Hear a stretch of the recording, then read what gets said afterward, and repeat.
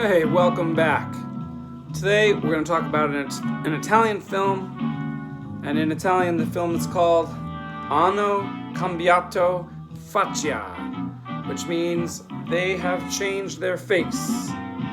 This here is the original Italian poster, and this one is an American poster, although I'm not sure. It looks kind of modern. I'm not sure if that actually is from 1971 or not. But anyway, in this film, this is a very unique and interesting film. I'm kind of excited because it's the second 1971 film in a row that was good.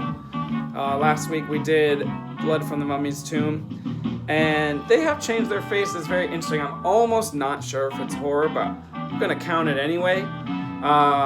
It's probably like a thriller mystery with horror elements, but that's close enough. We'll count it. Also, some of it's open to interpretation, but there's an important aspect in there that probably hints towards a very obviously and traditional horror element. Now, I'm not saying it because this is a movie that's so good, and since there's a mystery element, I wouldn't want to spoil it for anyone that's interested. So I give this one an 8 out of 10. I will say it's like a borderline 7-8, but we're giving it an 8 out of 10. And as of right now, you can watch it on YouTube for free, although the quality is not very good. It's like a YouTube rip. So, but it's worth it. The movie is not super visual, so you don't lose a whole lot by watching it in a poor quality because you get the full story, you get the full mystery, and luckily, it's actually in Italian and not English. So you can hear the actual actors acting, which is much better than most Italian films at the time, which had all these different actors from different nationalities speaking different languages, and then it's all just dubbed into English automatically. That's how most of the Italian horror films were in the early 70s. And this one is actually in Italian. There's also not that many characters in it, which is kind of goes against what I normally like. I mean, there's plenty of films like this that I do like, but I usually like a lot of main characters. This one really only has 3 or 4. I guess we could say 4.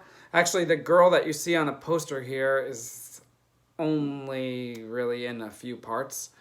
But mainly, it's about a guy who works for a company, who you can see there with the briefcase in the background, and he is summoned by the owner of the company, who you see very large here. Now, the owner of the company is played by Adolfo Celi, who was in, I don't know if I pronounced that right, he was in dozens and dozens and dozens of movies, Italian actor, and he was also in the Phantom of the Rue Morgue from 1971, which was an AIP British film that we talked about already. That one was pretty good. He was an inspector in that one. Well, here he owns a company. Actually, he owns many companies. And he summons our main character, played by Giuliano Disperati. And Giuliano goes for a meeting with him, and we'll say, without spoiling anything, he ends up spending a significant amount of time in the owner's house, mansion. So, if you haven't seen it yet, and you like to take my recommendations, which some people do, which is nice, you should turn this off now, because I am going to talk about some of the details here. All right, so, first of all, he gets summoned, and then on his way there, he's driving there, he picks up a hitchhiker, who's that woman there, who's like half naked, and she is like basically hitchhiking and just wearing a big coat, which in the movie it does not look like that coat, but she is wearing a large coat. And she needs a ride, and then they end up getting to the gate of the mansion, and she does not join him in going in. She does offer him sex before he goes in, but he says he doesn't have time and he'll have to do it later. He does like her, but he's got to go. Anyway, he goes in there, and basically who lives in there is this guy whose name is Giovanni Nosferatu. That's the owner of the company's name, which is a less than subtle hint towards what we're going to get here, okay?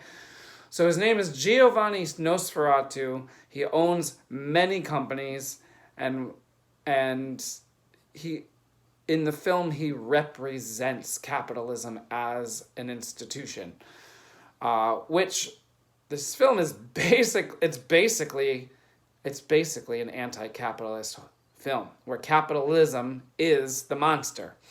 And so he's the face of capitalism in this film, and he basically offers the main character to be the CEO of the company that he currently works for, which is a car company. However, this guy, Nosferatu, owns shampoo companies, drug companies, all sorts of things. We later find out he also controls the police, controls the media, controls everything, and it's all a big giant conspiracy to get everyone to become a consumer and like sell their souls in order to be consumers that just do whatever the advertisements say. So that's kind of interesting, quite different than other films of the time. It feels very European, but at the same time, it's a lot more coherent than a lot of Italian and French films at the time. But you do get the same, like, in a lot of Italian films, I get this sense of, like, importance, like the plot is important.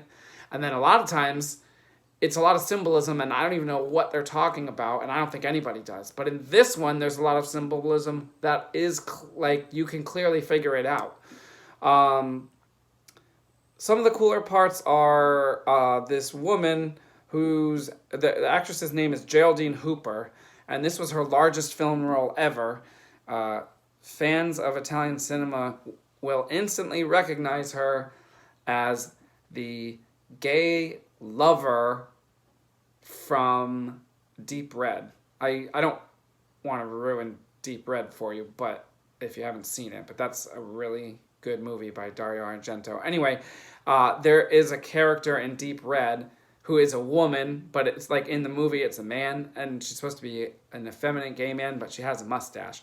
And actually, Geraldine Hooper has like a kind of a unique look. Like, it's her instantly. Like the shape of her nose, she has like a really long neck, like one of the longest necks I've ever seen. Not in an unattractive way, but just in a striking way.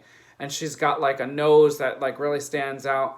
And it's interesting because the only thing I've ever seen her in, and I think she's only in a few movies, but I've seen her in Deep Red, and she has a really, I think she's in one scene, briefly, where she like opens the door, the main character comes in and is looking for this guy, and then like we, the audience, realize that guy is gay because he has a boyfriend.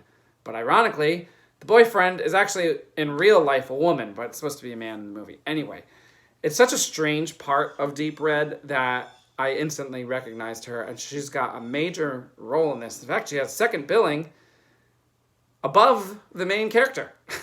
The main character is played by Giuliano Disparati. Adolfo Celi is like the bad guy.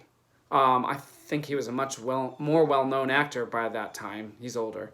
Anyway, so basically the secretary is there to kind of like do whatever the guest wants, and he has as long as he wants to decide if he wants to become CEO. But while he's there, he starts snooping around, and he goes into this room, and this was a really cool part, where there's a bunch of babies in the room, and all these babies are being like prepped to be like leaders in this guy Nosferatu's companies. And then he finds a picture of himself when he was a baby, and it says right on it, like president of AAC, which is like some car company. I think it's AAC. It is in Italian. Something automotive company, but I forget what the first word was because it was in Italian. Anyway, so he sees his own picture in there. Then he gets really skeptical. But then the secretary seduces him, and they end up going on a golf date at one point, which I don't mind it because I like when movies do this, but some people would probably say it really felt like it didn't belong in the movie. Like, I don't know how long it is. Maybe a 2 or 3 minute sequence with like happy music where they're just golfing. I was surprised. But anyway, there's another part where he ends up going into a crypt, and this is one of the main parts that makes me include this on a horror video podcast project or whatever you want to call this, because he goes into this crypt. there's skulls and bones and stuff in there, and he finds a grave for Giovanni Nosferatu, and it says 1801 dash, and there's no death date. So apparently at this time, Nosferatu is 170 years old. He later asks the secretary, her name is like Karina in the movie. He asks her, like, how old is Nosferatu? And she accidentally answers that he is timeless. So basically, we're implying that he's a vampire. He also doesn't do anything during the day. This kind of reminds me of the Red Lips, where, like, they don't say he's a vampire, but, like, you get the impression that he is. And so he doesn't go out during the day. He's only active at night. There is one part where this woman here on the cover, the hitchhiker, her name's Laura in the movie, she ends up getting captured by Nosferatu's, like, guards, brought into the house. I wonder if more scenes of her were cut or something, because it doesn't really make sense how little she is in the movie. They don't really explain what happens here. Nosferatu takes her and kisses her on the neck, and then it, like, cuts to another scene. So you don't know if she gets bitten on the neck or not. They don't actually show that. Probably on purpose, I'm sure that's on purpose, that you don't know if he's just, like, kissing her or biting her on the neck, but either way, that happens. So there's a lot of hints towards him being a vampire. Obviously, his name's Nosferatu. He seems to be born in 1801, but actually, that's why it's called They Have Changed Their Face, because the main character accuses Nosferatu of being a vampire, and he kind of laughs it off, and he's like, oh, you think you want to put a stake through my heart or whatever? And so the guy's like, no, you've changed your face. Like, you're feeding on people through capitalism instead of through their direct blood. You're just, like, sucking out their souls by, like, having them purchase all of your products, which, that's cool. I give respect to it. There's not a lot of horror films from 1971 trying to, like, make statements like that. So even though it's a little obvious, I'll take it. It's cool. What was that? So I was gonna say. Oh yeah. So another weird thing in this movie is that they have dinner one time, and the dinner is just 4 different kinds of, like, mush, and they're each, like, a different color. Well, barely. There's, like, a red one, a whitish one, and, like, a tannish one, and like an orange one. And they're 4 different courses. But Nosferatu has had all of the texture and flavor taken out of the food, so that you just eat the nutrients only, and you don't enjoy it at all, because he says that enjoying tastes or smells is a waste of productive energy, which, like, I don't know if I really get that, or maybe I do get it and it's just not consistent, or maybe it is consistent and I don't get it. But he actually calls it gastronomical socialism, according to the subtitles. Gastronomical socialism. In other words, you just eat the food and you don't enjoy it. You just eat it, and it all tastes the same, and it all feels the same, and it all smells the same, and you just eat it because you're supposed to just have it for functionality, and that's it. Which is, like, an oddly placed criticism of socialism or communism, because this is an anti-capitalist movie, but that is a jab at communism. So, like, it's confusing to me, unless they're trying to make the ultra-capitalistic character attempt at a bad metaphor at communism. Maybe.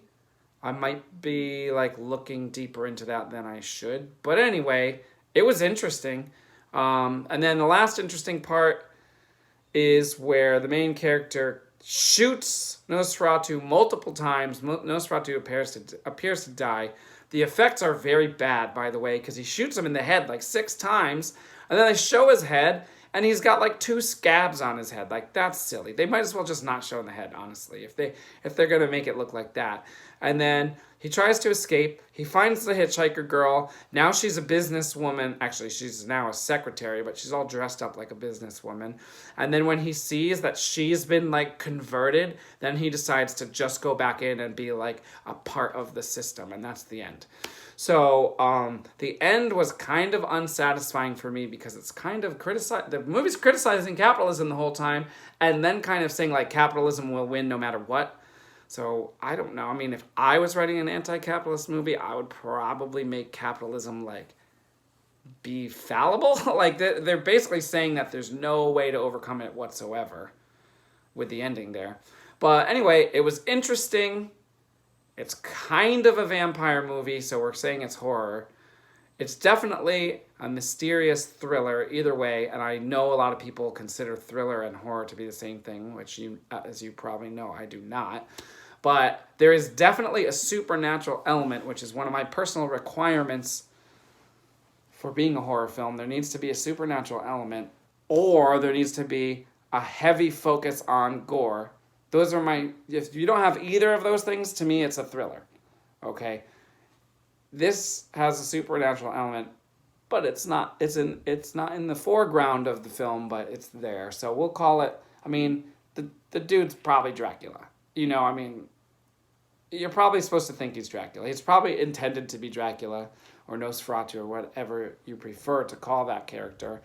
So he's just like corporate Dracula. So any kind of vampire film I'm putting on here, that's a horror film as far as I'm concerned. Someone's sucking out the life substance of a human, that's horror. Even though this is a subtle horror.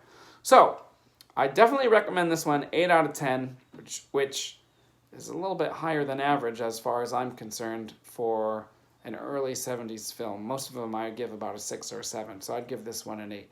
So enjoy, and actually the next one I plan on doing is supposed to be another good one and one of the more popular films, horror films of the year. So I'll see you next time for that.